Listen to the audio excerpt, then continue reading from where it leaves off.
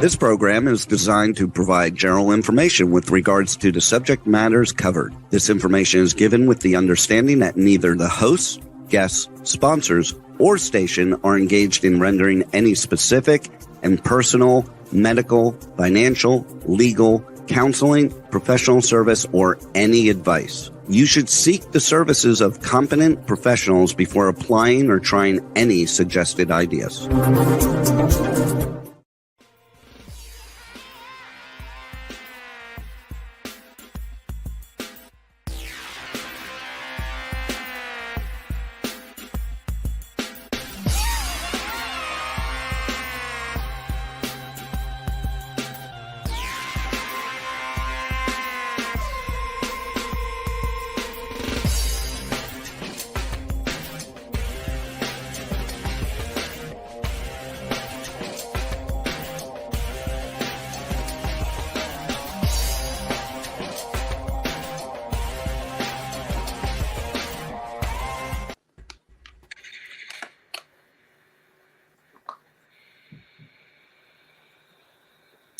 Hey there, it's Brian Sebastian, movie reviews and more. And if it's Tuesday, that means we're live, as usual. And this is show number, 118 shows and show number 44.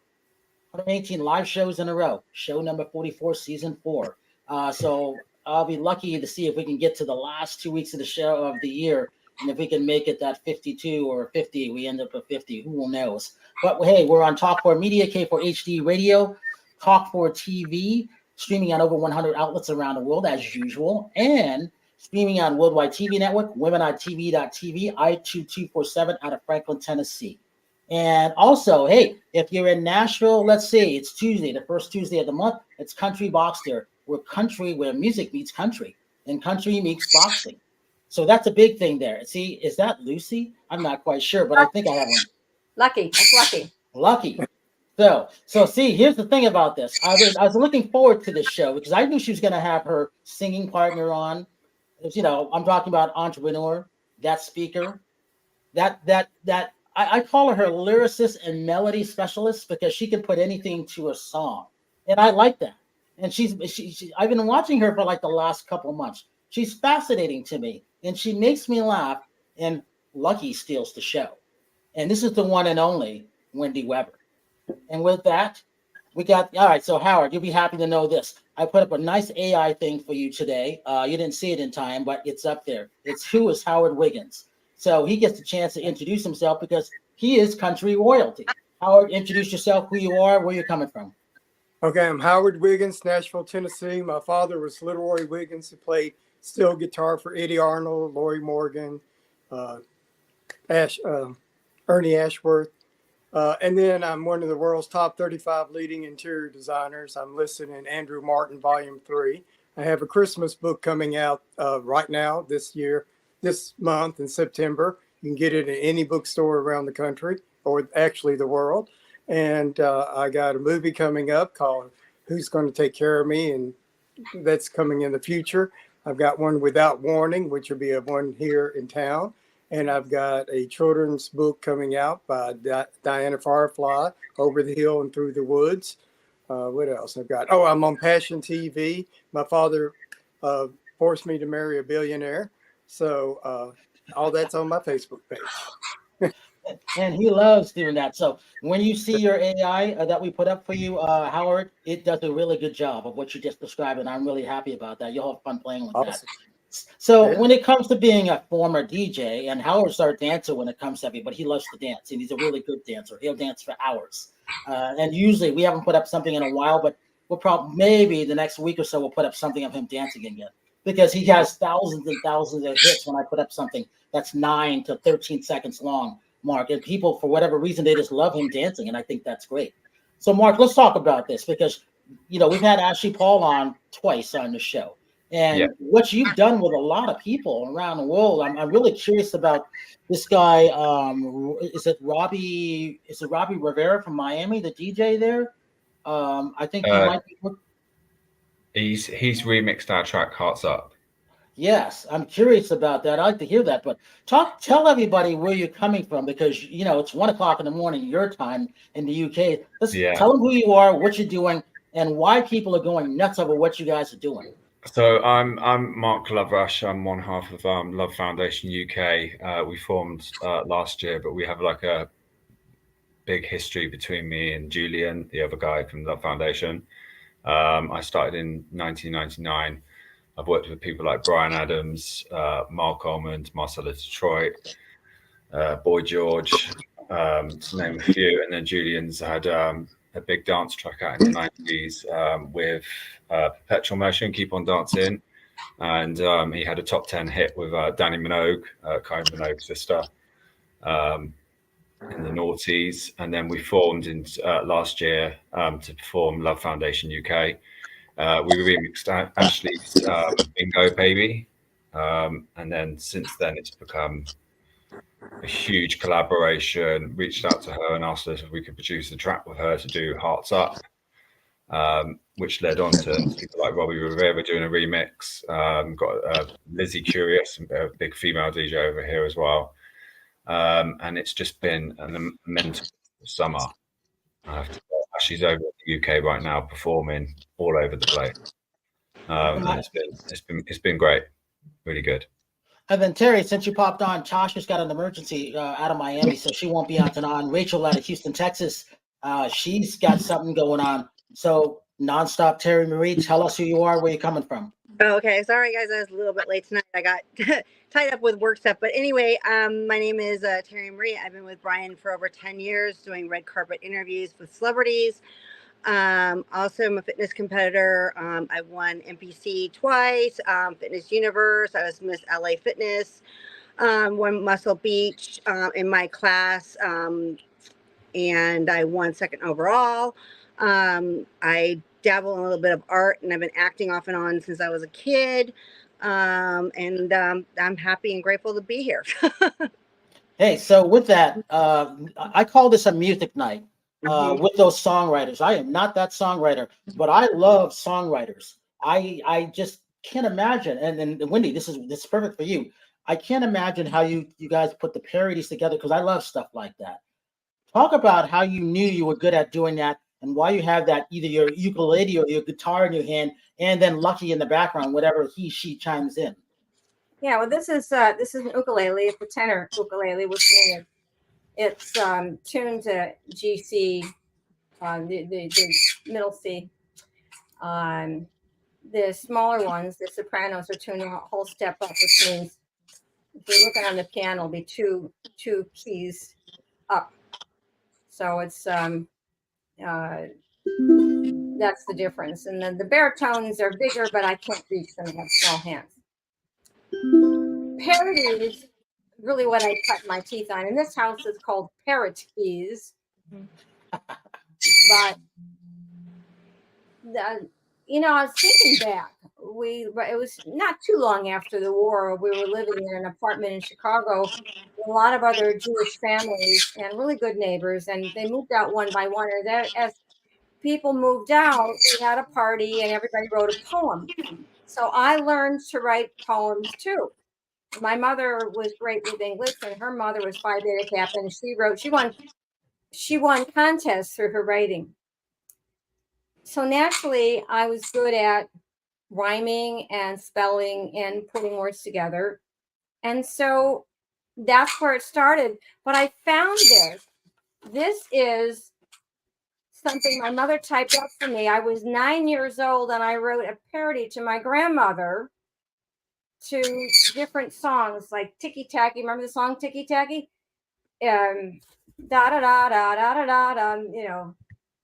And 76 trombones, Over the River and Through the Woods. I wrote a parody of different songs to my grandmother for her birthday. So I was 9, and I performed it with my cousin, although her brother said, I can't believe she sang because she can't sing. I said, I know. So I've been doing it for a long time. Parodies are fun. Why are they fun? So you might hear the Psycho shower scene from downstairs. That's the other parrot. Parodies are fun because people look at them and listen to them. How close did you get? And is the message consistent with your message. So I'm really good at that. I worked for a network marketing company that had a product called Vitamarin. It then merged with another company, so we didn't have that product. But I have a bit of it left, and I wrote 50 ways to love your liver because it was a liver product. So to Paul Simon's song 50 Ways to Leave Your Lover, and I nailed it. And I'm telling you, they were on the floor. I sang it live at a conference. They were on the floor. Another thing I did, since you like parodies, was to rawhide. You all know the rawhide song, rolling, rolling, rolling, up and down the rolling. Well, that's what my change was. Because I worked for a financial company, I wrote this song about the markets going up and down. And 5 years after I had performed that at a talent show we had every year for United Way kickoff, the big companies promote United Way. 5 years later, this gentleman stopped me. I was walking between buildings on the campus, and he said, I still remember that song you did to Rawhide. Now, I didn't know who he was. He was in the audience. He had been in the audience. What does that tell you? What did that tell me? They remember how you made them feel. It makes a difference in their lives. So when they don't remember the words, they don't remember anything else, remember the effect. That's what parodies are good for. That's what they do. That's different from your own customized song, because that tells your story with a unique melody, because I don't do covers. I don't want to ask for permission. So I do my music, and I create music for anything. Will I create music for anything? No. I am particular. If you want me to do hip hop, go to somebody else. I can direct you. Heavy metal. Some of the modern songs that all sound alike to me. I can do some blues. I can do some jazz. I won't do a lot of it because to me that's boring. But I like variety. So I do several genres, and it will fit what you want to say. And you have some choice in kind of music you want when I do that. Mostly it just comes through me. I'm not sure where it comes from. Maybe something I heard. Maybe there's a bit of a lyric that reminds me of another song. The people want to know how I do that. I don't really know. If I ever figured it out, I might spoil it. Well, let's do this. Let's see what you have real quick, and then we're gonna mute you when Lucky's not going too nuts. Go ahead. Right. Okay. So here's a song I wrote because I got my hair cut. And Terry Marie, do you find when you get your hair cut, it's not happy? There, a lot of people will say that they're not. The hair is not happy. It takes a few days for it to settle down. I don't know. I have extensions. Oh, well, then you wouldn't know. But maybe when you were younger, it didn't come out right. So I wrote this song because as my hair changes, I get more gray. It changes the texture, and it doesn't work the way it used to. So I wrote this song. Whenever I get my hair cut, my hair gets mad at me. Whenever my stylist puts it doesn't want to be. It goes this way, it goes that way, but never goes the way I say. 'Cause whenever I get my hair cut, that's a bad hair day. And then it goes on, looks good at the salon, and I go into, is there blunt cut trauma or razor rage? So, you can have a blunt cut, you can have some razor. A lot of the men have a lot of razor cuts, you can both. So I used that. I don't know where it came from. It just came to me. But it got out that my hair just isn't cooperating. And at the end, I said, sometimes the only thing I feel I can say is when I have a bad hair day. Wear a hat.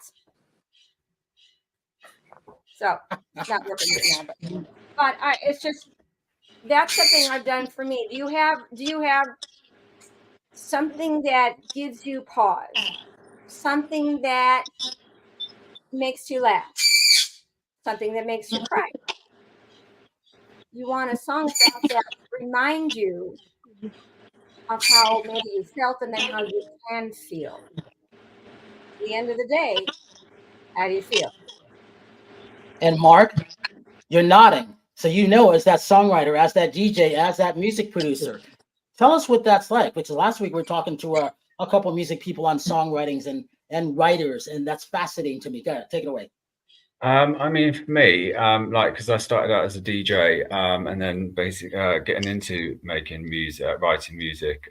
It's about the more for me the collaboration process.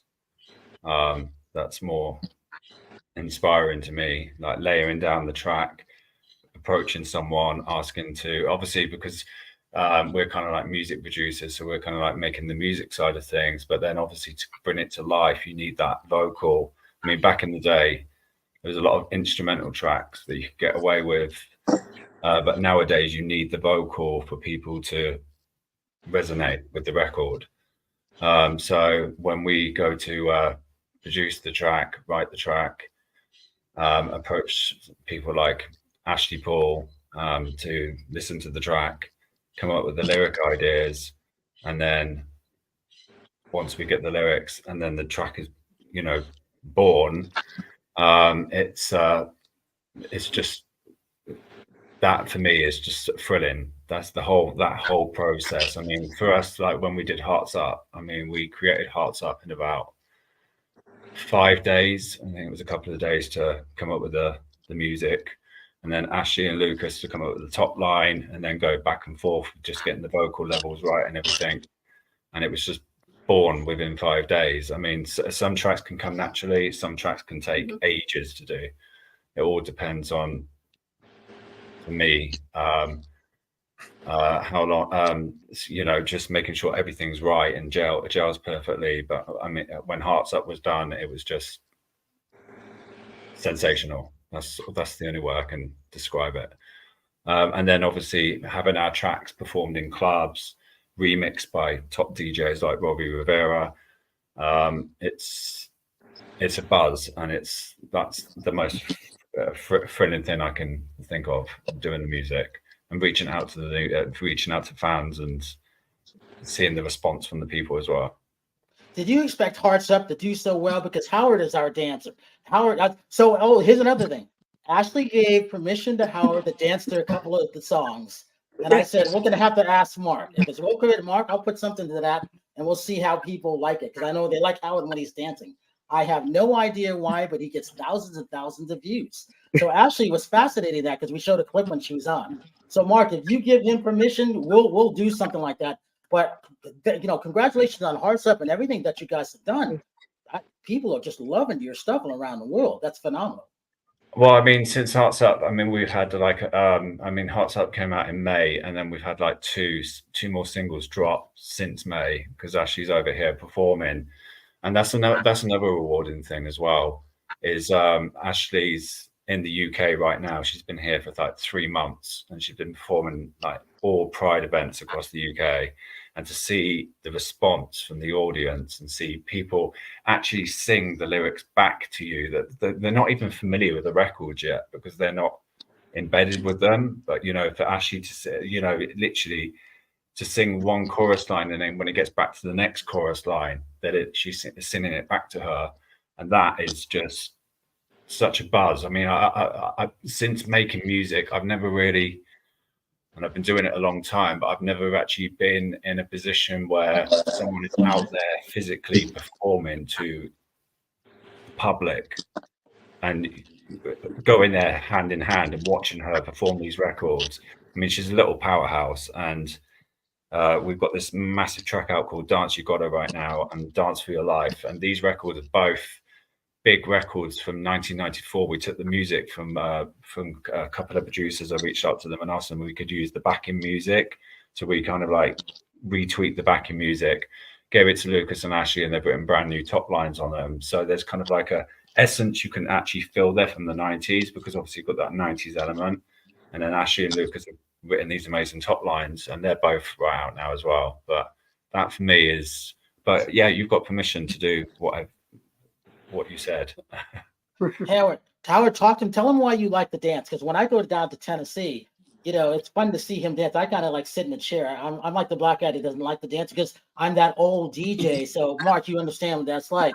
I wish I could. And now I'm fascinated with songwriters because, I can't wait to get back and go to the Bluebird Cafe down there where all these great songwriters are hanging out. Howard, talk about why you like to dance because he just gets up, starts to dance.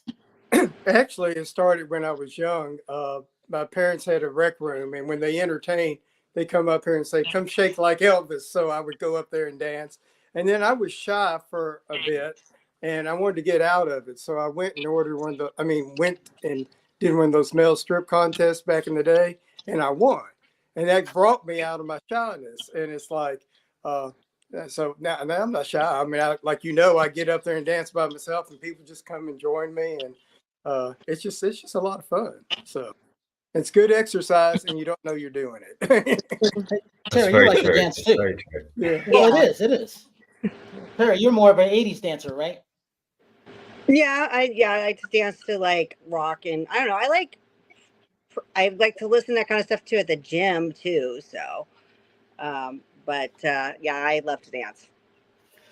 So, Mark and Wendy, when it comes to writing, what's important? I mean, Wendy, you just described what that hook would be, leaving that lasting impression, because we've seen a lot of these parody commercials, which are hot. They've always been hot, where they just leave that thing.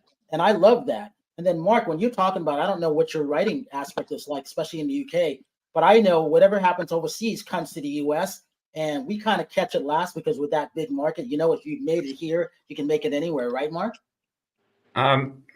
I mean, as a dance music, I don't. I mean, you had your Chicago house and things like that. Do you know what I mean? Back in the day, and obviously in the UK, we had a lot of kind of like more your banging Euro dancey kind of like stuff and all that lot. Obviously, there's a lot of stuff that came out of Italy as well, like Live Enjoy, all that kind of stuff. I've lost my train of thought. What I'm saying. Sorry, what was the question again? Sorry. More of like, Windows, when it comes to creating those things, leaving a lasting impression, especially for the audience, because the European audience, I hated Chicago house music. I didn't know there were different types. That's why I stopped DJing. I said, I don't like this, and this is not for me. And I got out and I didn't listen to music for 4 years. And then it took movie soundtracks to bring me back because they started doing everything. And I thought that was fascinating. Wendy's nodding her head. She can probably identify with stuff, right, Wendy? Well, movie soundtracks. I listen to soundtracks maybe more than most people do. And I grew up with all the westerns. I watched all these old westerns, whether it's TV or movies, and I want to see who wrote the score, who wrote the soundtrack. How does this theme mesh with the movie, and how do they use it throughout? They did some brilliant work on the old TV shows such as Wagon Train, Laramie, where they had more than one theme song. They changed them. And then how they wove them through when it was funny, when it was sad. I listen to those soundtracks, but the soundtracks of movies are really have to be very well crafted. And the people who've done these are brilliant. And there's so many of them. That's fun to pay attention to. I am not a composer. I'm a songwriter, but and a melody specialist, but I hear it. And that's amazing work. The collaboration with who's the orchestrator, who writes the original music, because they're not always the same. And that's why and that's what I like too. AFI, American Film Institute, it's got a opening night. It's got John Williams, the music of John Williams. If you go to Netflix, you can see what Hans Zimmer's doing. The only reason I like Danny Elfman because I like two songs from Oingo Boingo, and he's one of my favorite composers. And one of our friends, Randy Elfman, he's doing a lot of stuff. So Howard, he'll be at the Josie Awards in October down there. Eileen Shapiro's got him representing him, but he's one of our good friends. So it's good to see how everybody's kind of taken off. Trenton Reznor from Nine Inch Nails, he's doing composing stuff now too. So it's interesting to see what's coming up with stuff. Hey, Howard, talk about the room that you're in. You could ask a question. Go ahead. Well, I was going to say my dad was with Eddie Arnold. They did the first musical cowboy movie ever. Mm. So like, I think it's called Hoedown. You can Google it. You can watch it on YouTube. And then they did another one, and I can't think of the name of it, but they did the first musical cowboy movies. So that was kind of interesting. I'm in my living room. I just had a painting behind me with the lady with the egg head behind framed, and I'm kind of wanting to show that off this week.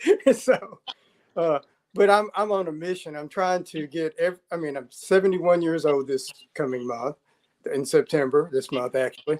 And I want to get this house completely finished. I want to get all my artwork where there's not a spot on the wall I don't have something, because I'm a big art collector and I love art. So that's my mission right now. This year it's going to be done. Hey, Mark, when did you know that you wanted to spin records? When did that hit for you? Because the only reason I started was there was a sock hop. I went to an all-white high school, and I said, "Oh, I'm a black guy. There's only 3 black families in a town of 7,000. I better be the disc jockey." So luckily I had my two turntables, and I had my albums going. This is the mid to late 70s, and I'm like, I better be the one. So there was no raising my hand. I brought my own equipment, my own speakers in, and I did the best. I was playing Richard Pryor underneath Stairway to Heaven, if you can imagine that. And the kids were loving it. And then they heard the first rap albums ever. Rapper's Delight, Curtis Blow, they heard it from me. And look where we are now, 50th anniversary of rap, the Grammy Awards. What was it for you? I started, I started clubbing from a very young age, from the age of 15.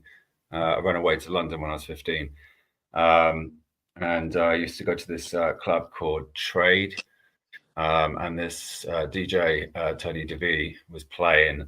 He's unfortunately dead now, but he was kind of like my God. And I just looked up to him. And I was so inspired by him. I just loved everything about he was so eclectic with his music, just the way he started. It wasn't just like kind of like one genre. It just like built and built and built. He used to do 12-hour marathon sets and stuff like that. And then when I was 18, I managed to get my first turntables.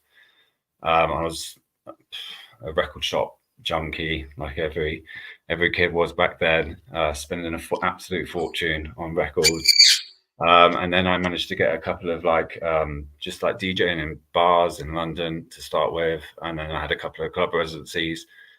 And then obviously when I did the track with Bryan Adams, went to #1 in Russia, and I had to go and tour in Russia, which was quite thrilling.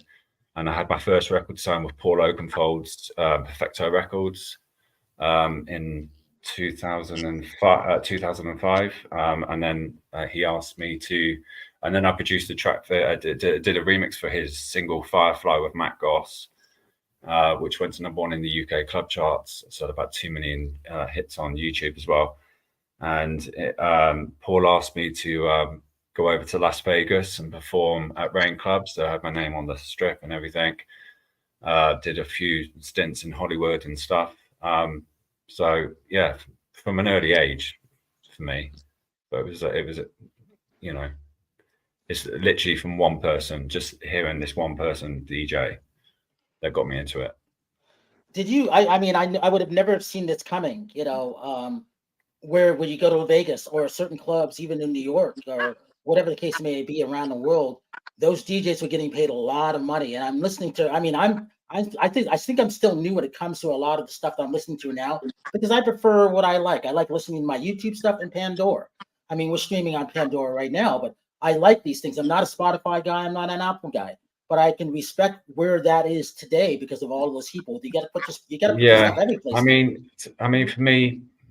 For me personally, I don't really DJ that much anymore because I'm kind of so focused on producing the music and promoting the music and getting out to. My day job is I do club promotions. I promote people like Calvin Harris, David Guetta, etc. But I feel nowadays it's not like it used to be. It's everything's kind of like, it's almost kind of like a show. It's for me, it's when I used to go out clubbing and when I used to DJ and stuff, people were just there. There was no phones. There was no phones just going like this. I've seen it firsthand hand. It's just like people are just standing there with their phones. It's just like the soul is gone. And so many DJs, top DJs, are actually on social media right now saying what is going on. They just feel lackluster from the audience as well, which is a shame, because music was, about having a good time and just letting yourself go. Unfortunately, it's not like that anymore. Unfortunately, it's like that with everything now. It's like people go to events and they don't enjoy themselves because they're too wrapped up on putting stuff out on social media to get followers and enjoying their time. You know what I mean? Like, I get there's a time and place, but like you also have to like enjoy the company that you're with and enjoy the music. And it's just like I'm even learning, like when I'm with my friends and I'm at an event, like put my phone down and just enjoy the moment. And it's been lost.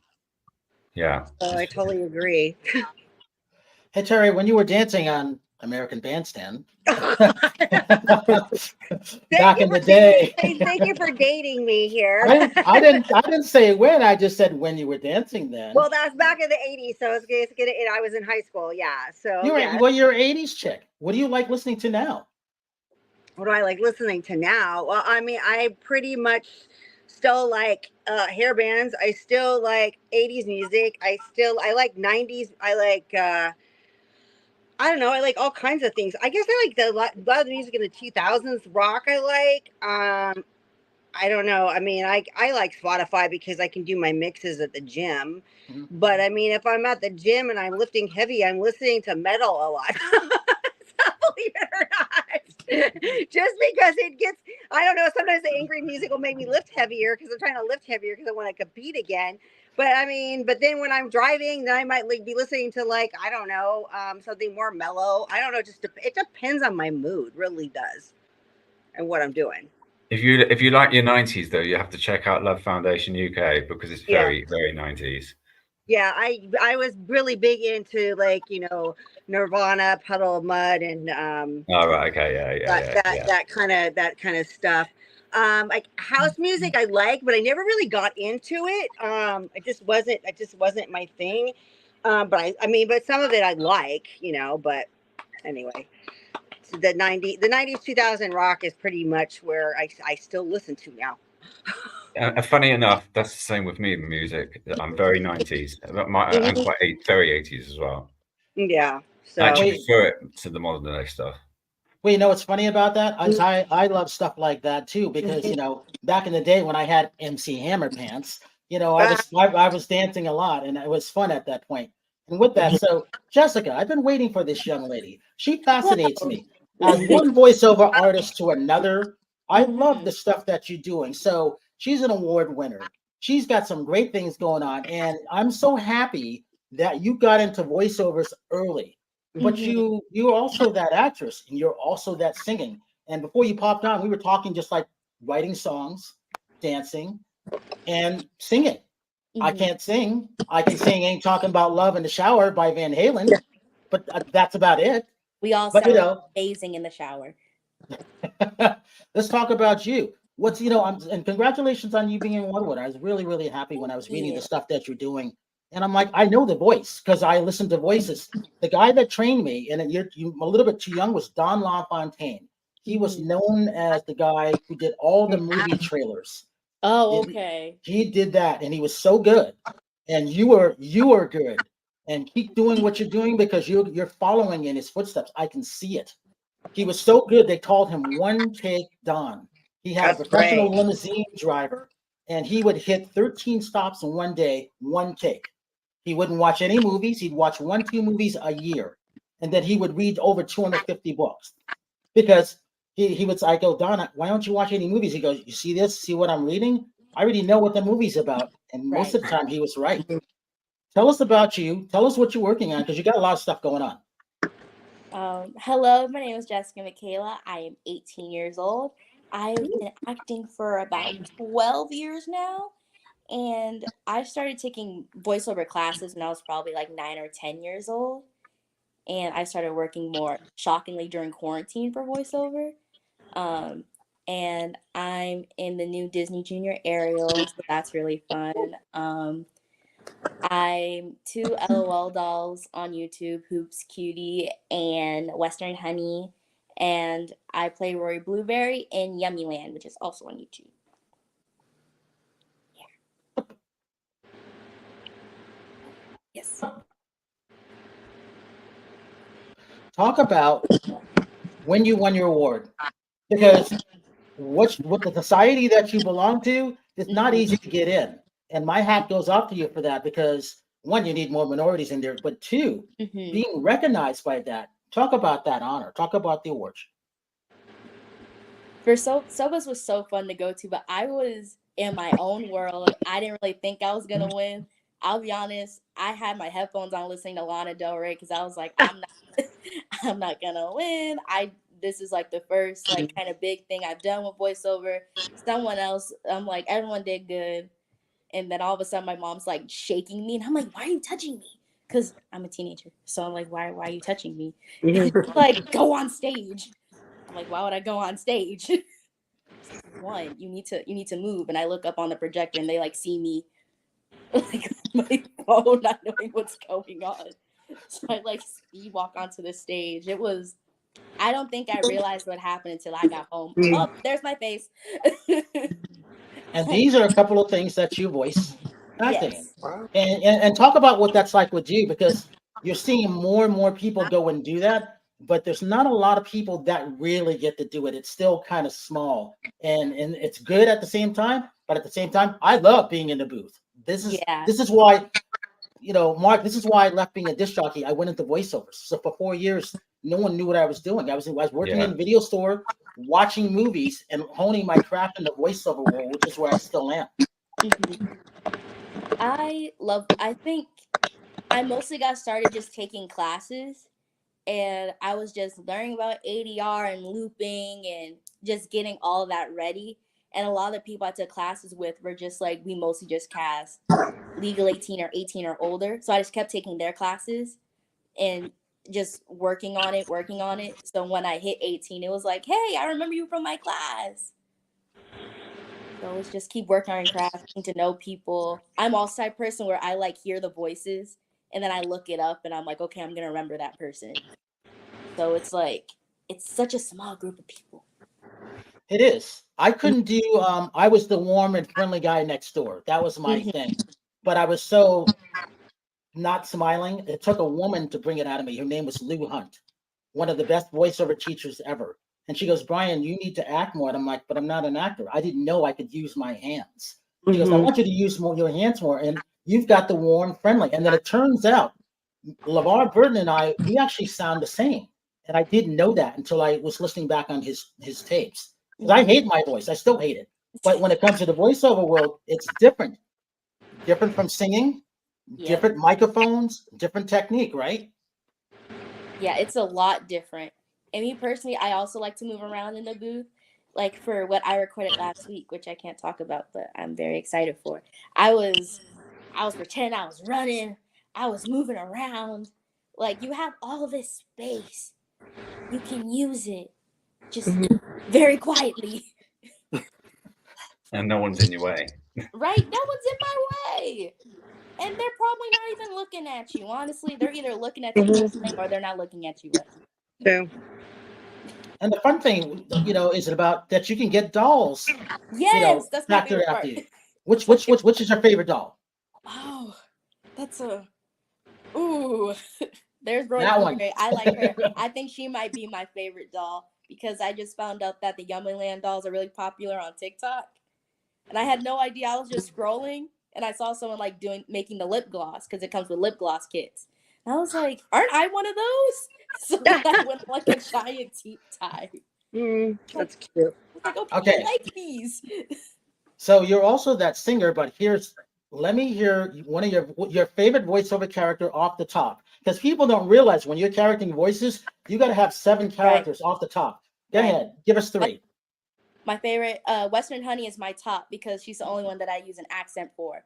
So, and I love her, and she's sassy, and she wears a sparkly cowgirl hat all day, every day. Alanna and Ariel, because she's a twin. I always wanted to be a twin. And she's a hair girl, and she does Ariel's hair and her sister's hair. She's like the girl to go to. And maybe Rory, because she's a little like superhero with lip gloss. Yeah. That's funny. Like, she's a superhero with lip gloss. Like, come on now. So we have Howard Wiggins he's a dapper guy. He's I'm not the dressy guy. He is. He's from Nashville, Tennessee. Ooh. Mark Love Foundation. He's from the UK, so it's almost 2:00 his time because we got about 10 minutes left. Terry Marie Nonstop. She's in Sherman Oaks, California. Wendy Weber. Lucky is in the back. She's not chirping right now, which is a good thing. But there's a good photo of that. And whenever she has her ukulele, which is also good. Ooh. But she does song parodies. We were it. talking about that. Mm-hmm. Hey, Wendy, talk about this real quick. We've got about 9 minutes left. Talk about what it's like to be in the speaker world, because you're that speaker too. You're that entrepreneur. Not doing a lot of speaking yet. I need to get more gigs, which means I need to have a VA to do the front work, filling out those forms. It's not my thing. But I learned years ago from a gentleman who's come back to Phoenix area, Tiamo Vitari. He created something called keynote concerts. So if I'm speaking, I'm also going to sing. Maybe there's a song that I've written that fits, but I can write a song for anything. So I can make music to fit. And if I have to do it a cappella, that's fine. I can sing a cappella. I can sing on key. But you can talk and you can act and you can create the emotion. Maybe the reason I like musicals, I just saw Cabaret again the other night, is that music also touches you. When I create a song, when I sing a song, it might be funny, it might be romantic, it might be a little sad. I won't do mean, but it touches you in a way that just words can't. And it's just, beyond that, I don't know what to say. We all like music. Everybody has a different take on it and what it does for you. So you have to decide that. And how can people reach you? What's your social media link? Oh, well, you can reach me on LinkedIn. But that's the easiest way is really Facebook. I'm Wendy.Weber. And I don't have the bird on my shoulder anymore. I'm going to do headshot and we'll have birds in that. But it's Wendy.Weber. And I also do energy healing. So right now it's got an energy healing banister on there because I do a high level of energy healing. But it's all vibration. So the best way, or you can email me, wendy@wendywebermusic.com. And that gets to me as well. But just let me know who you are and why you're sending me a note. Howard Wiggins, give your social media links and why you love dancing. Howard Wiggins Facebook, and I love dancing because it makes me happy, and I stay happy. I don't stress over anything. I'll run away from stress every single time. And when you're dancing, the world is it just goes by, and you just, I don't know, it just gives you an emotion that you can't describe. That's it. And I like the attention it gets too. I mean, last time I went dancing, somebody took a video and I was watching their video, not knowing I was in it. And I heard people in the background, Howard Wiggins is here. Howard Wiggins is here. And I'm like, that's funny. So anyway, but that's true. When you, Terry, imagine this, Howard dancing at the Wax Museum. I mean, we had a great party at Madame Tussauds in Hollywood. Mm-hmm. The one in Nashville was fascinating. So I did my best, Howard, to take pictures of you dancing with Michael Jackson and all the country stars at the Madame Tussauds there. So it was kind of funny. And it was fun. it was. Terry, when it comes to what you want to do now, because I see you as that speaker. You're not there yet, but I see you as that future speaker. You have a lot to say, don't you? Are you talking to me? Yeah. Oh, yeah. Yeah. I don't have a lot to say right now, but not at this moment. Hey, she's speechless. See, I told you she was working on it. Give your social media links for them. Terry Marie Nonstop on all platforms, and then terrymarieofficial.com. And Mark, so what do you got coming up? Because again, I understand your day job, which is, man, But are you still that nighttime person too? Or when do you call it quits these days? No, I'm in bed by 9 o'clock normally. Mm-hmm. You and me both. I'm Yeah, trying. no, I'm into fitness as well, you see. So you need your sleep these days, Mm-hmm. especially as you're getting older. Mm-hmm. We are working on something actually. We are working on a massive 90s collaboration from a famous drag queen, Donna Giles. She died in the 90s from AIDS, unfortunately. And she did a rendition of And I'm Telling You from Dreamgirls, and it became a massive hit in the UK just before she died. And we've just had the rights for Ashley and Donna Giles to basically do kind of almost like a duet. So Donna will do like one segment and then Ashley will do the next. And we're making it into this big 90s dance track. And that's coming out on December the 1st.